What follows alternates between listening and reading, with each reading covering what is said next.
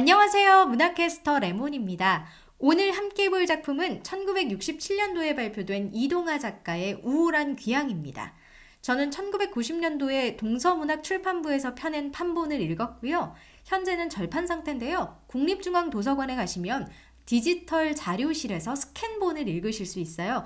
제가 꼭 전문을 읽어서 여러분께 소개를 해드리고 싶어서 벼르고 벼르다가 드디어 짬을 내서 다녀왔습니다. 이 작품은 총 40개의 챕터로 구성된 장편 소설이에요. 게다가 챕터마다 서술자가 바뀌는 변주가 있어서 좀 어렵게 느껴지실 수 있는데요. 이런 걸 액자식 구성이라고 합니다. 총 두 가지 이야기가 존재해요. 하나는 외부 이야기, 다른 하나는 내부 이야기예요. 외부 이야기는 1인칭 주인공 시점으로 나의 이야기인데요. 이 이야기는 현재 진행형이에요.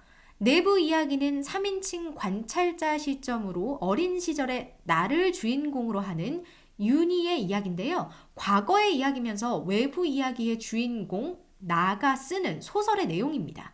당연히 두 이야기에서 서술자 나 그리고 윤희는 같은 사람이에요. 나의 이름이 이윤이거든요. 그러니까 우리는 소설을 읽으면서 소설 안에 주인공이 쓰는 소설을 또 읽는 거예요. 이해하셨죠? 저는 이 긴 소설을 세 가지로 재구성해 볼 거예요. 첫 번째, 주인공과 주인공의 고향을 간단하게 소개를 할 거고요. 두 번째, 주인공이 무슨 일 때문에 짧은 귀향을 결심하게 됐는지. 세 번째, 주인공이 고향에 돌아와서 떠올린 그 시절의 일, 그 사건은 무엇이었는지 이 순서로 이야기해 드릴게요. 먼저 주인공 윤희와 고향부터 소개해 볼게요. 나, 이윤은 서울에 있는 예술대학의 학생이에요. 곧 졸업을 앞두고 있습니다. 번듯한 소설가인데요. 소설을 써서 신춘문예에 당선됐거든요. 하지만 여전히 스스로를 초라하게 여깁니다. 윤희는 경북 삼성에서 나고 자랐어요. 물론 윤희의 조상을 거슬러 올라가 보면 원래부터 이곳 사람은 아니었어요. 증조 할아버지가 철도 부역군으로 안동에서 넘어오면서 삼성의 터를 잡게 됐죠. 할아버지는 증조 할아버지와 다르게 매우 성실했는데요. 그래서 땅도 꽤 모으고 일도 잘하는 사람이었어요. 덕분에 아버지 때부터는 우리 집도 꽤 잘 살게 됐죠.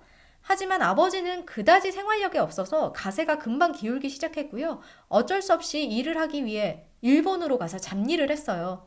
윤희는 그때 일본에서 태어나게 됐고요. 얼마 안 있다가 광복을 맞아서 고향으로 돌아오게 됩니다.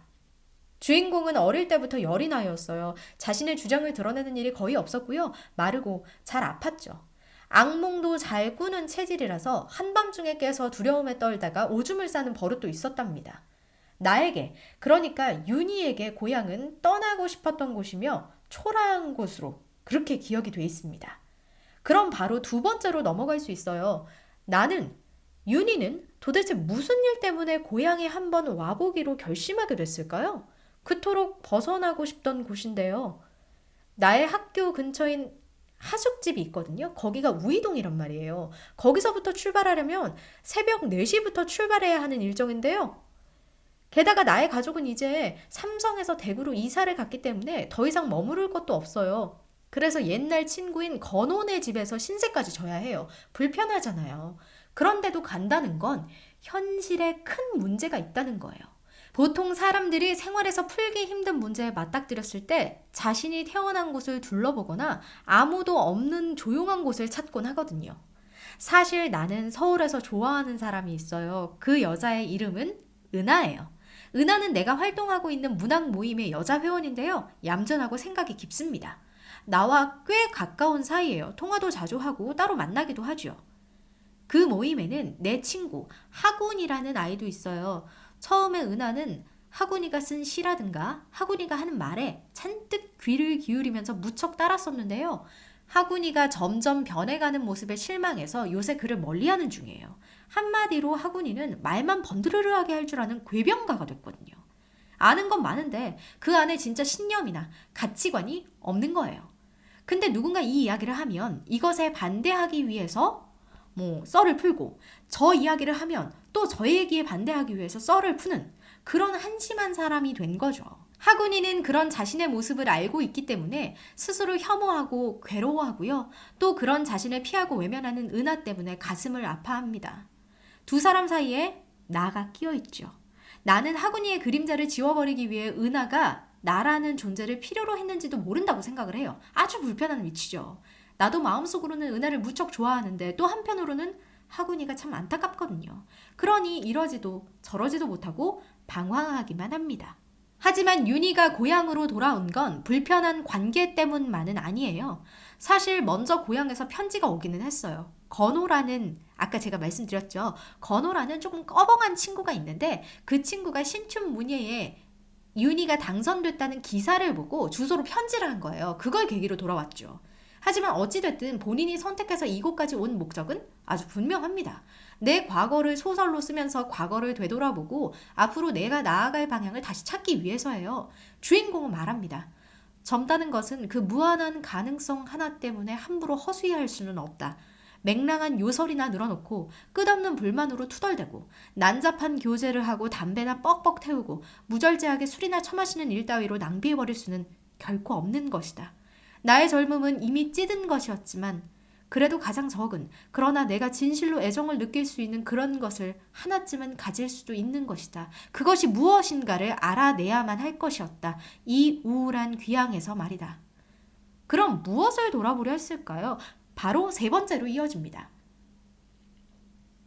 주인공 나는, 윤희는 도대체 어린 시절에 무슨 일을 겪었나? 나에게는 기억에 남는 친구가 둘이 있어요. 한 명은 한수님이라고 아주 하얗고 마른 부잣집 딸아이였어요. 얼마나 부자였냐면 기와집에 복숭아밭까지 가진 그런 부자였죠. 수님이네 아버지는 마을의 구장이었고요. 사냥을 하는, 나에게는 아주 무섭고 거대한 존재였어요. 다른 한 명은 철이라고 방앗간을 운영하면서 그 옆에서 움막을 치고 사는 가난한 아이가 있었어요. 철이에게는 형이 한 명 있었는데요. 키가 크고 마른 얼굴에 눈썹이 짙고 콧날이 아주 날카롭고 눈알이 벌건 사람이었죠. 두 가족은 사이가 안 좋았어요. 철이네는 예전에 종살이를 살았던 상전에게서 몇 되기 밭을 얻어냈대요. 그런데 그 밭을 수님이 아버지가 도로 빼앗아 간 거예요. 아마도 수님이의 할아버지, 그 할아버지가 철이네 아버지의 상전이었나 봐요. 아버지끼리 엄청 다투었는데요. 어찌나 심하게 다퉜는지 사흘을 두고 싸우다가 두 집의 세간이 모조리 부서질 정도였어요. 뭐 난리도 아니었죠. 불까지 질렀으니까. 어쨌든 그 싸움 뒤에 철이네 아버지는 시름시름 앓다가 돌아가셨어요. 그러니 철이네 가족은, 특히 철이의 형이 수님이네 아버지에게 앙심을 품고 있을 수밖에 없었죠. 모든 사건은 백꽃마당에서부터 시작합니다. 그곳에서 철이의 형을 수님이네 아버지가 흠씬 두들겨 팼거든요. 그걸 멍석말이라고 하는데요. 얼마나 무서운 얼굴로 때렸는지 나는 그게 잊히질 않아요. 아이들 말로는 싸움이 났는데 수님이 아버지가 워낙 건장하잖아요. 그러니까 빼빼 마른 철이 형은 상대가 안 되죠. 그래서 철이 형이 낫을 들고 와서는 수님이네 아버지 등을 두 군데나 찍어버린 거예요. 그 보복으로 멍석말이를 당했대요. 그럼 왜 싸웠냐? 철이가 수님이네 복숭아밭 서리를 하다가 머슴에게 붙잡혔는데 철이가 반성을 안 하고 계속 도망치려고 하니까 좀 때렸나 봐요. 그래서 형이 그걸 듣고 열받아가지고 안 그래도 싫어하잖아요. 그러니까 몽둥이를 들고 가서 복숭아를 다 쳐부수고 못 쓰게 만들어버린 거예요. 이것도 남한테 뺏은 재산이면서 하면서요. 그렇게 악을 쓰면서 머슴도 몽둥이로 팼죠. 자, 이 일이 있고요. 철이네 형은 밖으로 좀처럼 나오지를 않았어요. 얼마 아니다가 마을 분위기가 점점 이상해집니다. 마을에 못 보던 사람들이 지나가기 시작하는데요. 밤에 노래를 부르며 지나가더니 그 사람들은 밤에 윤희의 아버지를 찾아와서 명단에 이름을 올리라며 겁박을 하기도 했어요. 그 사람들을 속된 말로는 빨갱이라고 하고요. 산에 숨어 사는 공산주의자들이었죠.